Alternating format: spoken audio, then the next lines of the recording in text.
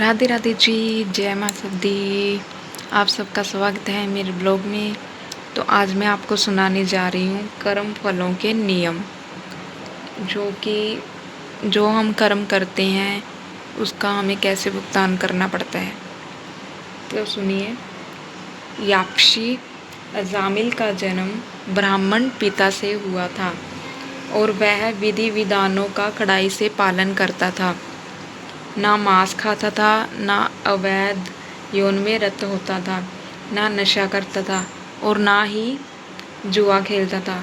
किंतु वह एक वेश्या से प्रेम करने लगा, अतएव उसके सारे सद्गुण जाते रहे। जब कोई पुरुष विधि विधानों को त्याग देता है, वो नाना प्रकार के पाप कर्मों में लग जाता है। जब कोई पुरुष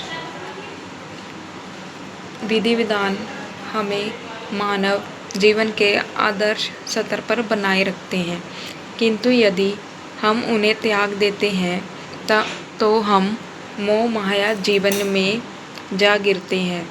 यदि हम आध्यात्मिक जीवन में प्रगति करना चाहते हैं तो हमें विधि विधानों का पालन करना चाहिए और अपने विगत जीवनों तथा इस वर्तमान जीवन की त्रुटियों को सुधारना चाहिए।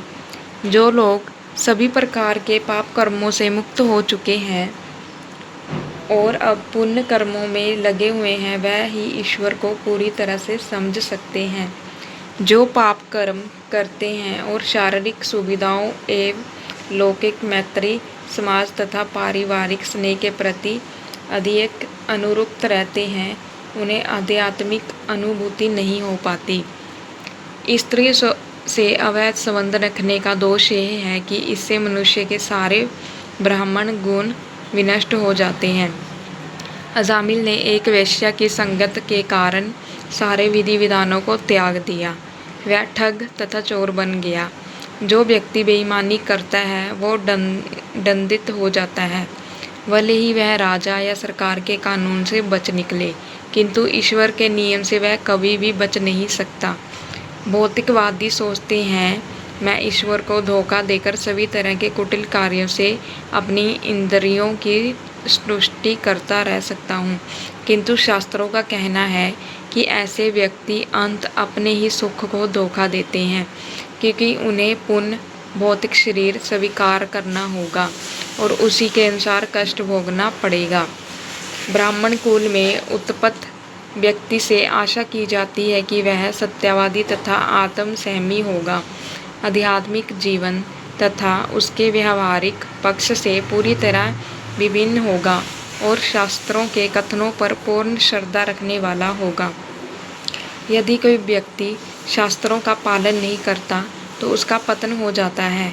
महाभूमि तथा ऋषिगण संसार का मार्गदर्शन करते रहे हैं और उनके वचन शास्त्रों में अंकित हैं, किंतु धूर्त तथा मूर्ख जन शास्त्रों की गलत व्याख्या करते हैं और लोगों को दिग्भ्रमित करते हैं। संप्रति श्री भगवत गीता की व्याख्या अनेकानेक प्रकारों से की जाती है और ये तथाकथित व्याख्याएं अबोध जनता द्वारा प्रमाणिक ज्ञान के रूप में स्वीकार की जाती हैं। एक व्याख्याकार बतलाता है कि कुरुक्षेत्र की युद्ध भूमि भौतिक शरीर है और पांचों पांडव वास्तव में भौतिक शरीर की 5 इंद्रियां हैं, किंतु यह उचित ज्ञान नहीं है। बिना समझे भला कोई श्रीमद् भगवत गीता की व्याख्या कैसे कर सकता है? ऐसा प्रयास निरर्थक है। प्रामाणिक ईश्वर विज्ञान समझने के लिए किसी प्रामाणिक गुरु के पास जाकर श्रीमद् भगवत गीता सुननी चाहिए। हमें पूर्ववर्ती आचार्य गुरु का अनुगमन करना चाहिए, यही हमारे लिए लाभ के लिए होगा। राधे राधे, जय माता दी।